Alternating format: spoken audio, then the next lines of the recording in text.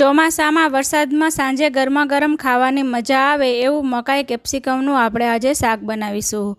આ મકાઈ કેપ્સિકમના પંજાબી શાકમાં કાઠિયાવાડી તડકા લગાડીશું એટલે એ ખાવામાં એકદમ સરસ ટેસ્ટી બનશે।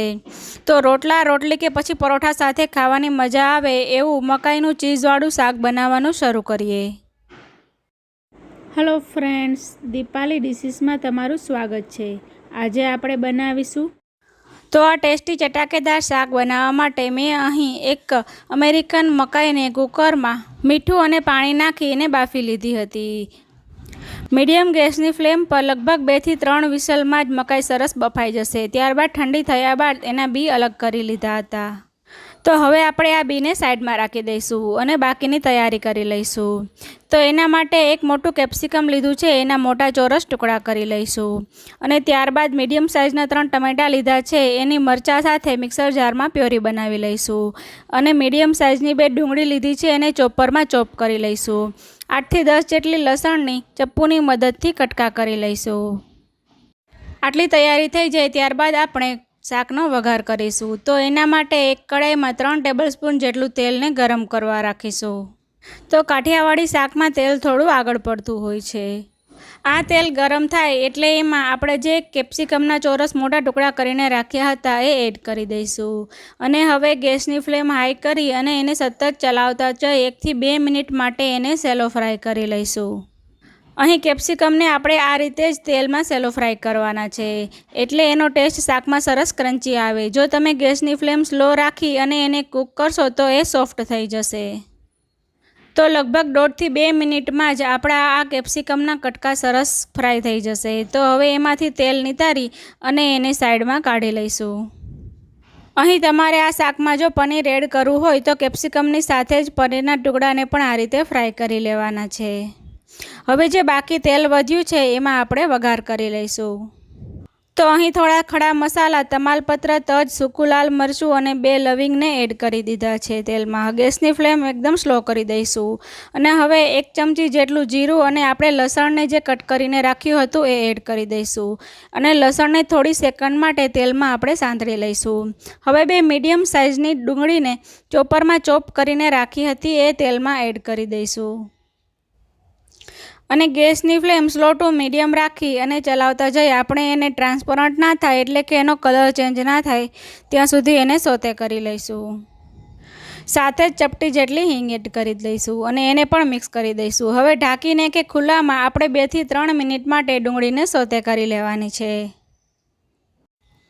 ડુંગળી આપણી સોતે થશે એટલે એનો કલર થોડો ચેન્જ થઈ જશે અને એમાંથી તેલ છૂટું પડી જશે। તો ડુંગળી જરા પણ કાચી ના રહે ત્યાં સુધી એને સોતે કરવાની છે। હવે આપણે શાકના બેઝિક મસાલા કરી લઈશું। તો એના માટે સૌપ્રથમ અડધી ચમચી જેટલી હળદર એડ કરીશું। સાથે જ શાકમાં તીખાશ માટે અડધી ચમચી જેટલું તીખું મરચું પાવડર એડ કરીશું અને 1 ચમચી જેટલું ધાણા જીરું પાવડર એડ કરીશું અને હવે શાકનો કલર સરસ આવે અને જોતાં જ ખાવાનું મન થઈ જાય એના માટે 1 ચમચી જેટલું કશ્મીરી લાલ મરચું પાવડર એડ કરીશું। હવે આ બધા જ મસાલાને ગ્રેવી સાથે સારી રીતે મિક્સ કરી દઈશું। અહીં જો તમારા મસાલા નીચે બેસતા હોય તો એમાં 1 ચમચી જેટલું પાણી પણ સાથે જ એડ કરી દેવાનું। આ મસાલાને થોડી સેકન્ડ માટે સાંતળ્યા બાદ આપણે જે 3 ટમેટાં અને મરચાંની મિક્સર જારમાં પ્યોરે કરીને રાખી હતી એને કડાઈમાં એડ કરી દઈશું અને એને પણ વઘાર સાથે સારી રીતે મિક્સ કરી દઈશું। તો અહીં આપણી ડુંગળી સરસ સોતે થઈ ગઈ છે। હવે ટમેટાની પ્યોરીને આપણે સોતે કરવાની છે એટલે કે ટમેટાની પ્યોરીમાંથી તેલ છૂટું ના પડે ત્યાં સુધી એને કૂક કરવાનું છે। તો આપણે કડાઈને ઢાંકી અને 2 થી 3 મિનિટ માટે એને કૂક કરી દઈશું। આપણા ટમેટાની પ્યોરી કૂક થાય છે ત્યાં સુધીમાં શાકમાં નાખવાની સરસ પેસ્ટ બનાવી લઈએ। તો એના માટે 10 થી 12 જેટલા કાજુને અડધી કલાક ગરમ પાણીમાં પલાળીને રાખ્યા હતા। હવે એમાંનું પાણી દૂર કરી લઈશું અને એમાં 4 થી 5 જેટલા પનીરના ટુકડા એડ કરી દઈશું। હવે 1/4 કપ જેટલું દૂધ એડ કરી દઈશું અને આ બધી જ વસ્તુની મિક્સર જારમાં ફાઇન પેસ્ટ બનાવી લઈશું। આ પેસ્ટ શાકમાં એડ કરવાથી શાકનું ટેક્સચર સરસ ક્રીમી અને ઢાબા સ્ટાઇલ આવશે। તો લગભગ 3 મિનિટ જેવો ટાઈમ થઈ ગયો છે અને તમે જોઈ શકો છો કે આપણી ગ્રેવી સરસ થઈ ગઈ છે। વચ્ચે વચ્ચે ચલાવતા જઈ અને એને સરસ કૂક કરી લીધી છે। તો હવે એમાં જે આપણે કાજુ, પનીર અને દૂધની પેસ્ટ બનાવીને રાખી હતી એ આમાં એડ કરી દઈશું. તમારી પાસે જો પનીર અવેલેબલ ના હોય તો એકલા કાજુ અને મગજતરીના બીને પાણીમાં પલાળી અને એની પેસ્ટ પણ બનાવી શકો છો. અને જો એ બંને પણ એડ ના કરવું હોય તો થોડા મોળા દહીંને થોડીવાર માટે ફેટી લઈ અને એને એડ કરી દેવાનું, એટલે શાકનું ટેક્સચર એકદમ સરસ ક્રીમી આવી જશે. તો હવે પેસ્ટ એડ કર્યા બાદ એને પણ 1 થી 2 મિનિટ માટે આપણે કૂક કરી લેવાની છે. દરેક પંજાબી શાકમાં આ પેસ્ટ એડ કરવામાં આવે છે. એનાથી કોઈ પણ શાકનો ટેસ્ટ 100 ગણો વધી જશે. તો હવે આપણે આ પેસ્ટને પણ કૂક કરી લઈશું. તો હવે આપણા શાક માટેની એકદમ સરસ પરફેક્ટ ગ્રેવી રેડી થઈ ગઈ છે. તો હવે એમાં આપણે બાફીને જે મકાઈ રાખી હતી એ એડ કરી દઈશું અને સાથે સેલો ફ્રાય કરેલા કેપ્સિકમ એડ કરી દઈશું.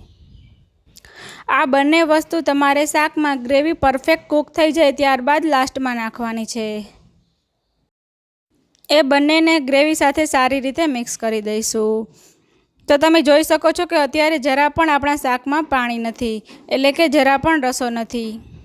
તો એને પરોઠા કે જીરા રાઈસ સાથે ખાવા માટે થોડા રસાની જરૂર છે. તો એના માટે અડધો ગ્લાસ જેટલું ગરમ પાણી એડ કરીશું અને એને શાકમાં સારી રીતે મિક્સ કરી દઈશું.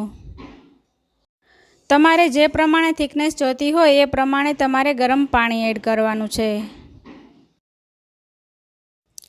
તો હવે ગેસની ફ્લેમ સ્લો ટુ મીડિયમ કરી દઈશું અને આપણે શાકમાં નમક એડ કરવાનું બાકી હતું માટે ગ્રેવી અને કેપ્સિકમના ભાગનું નમક એડ કરીશું.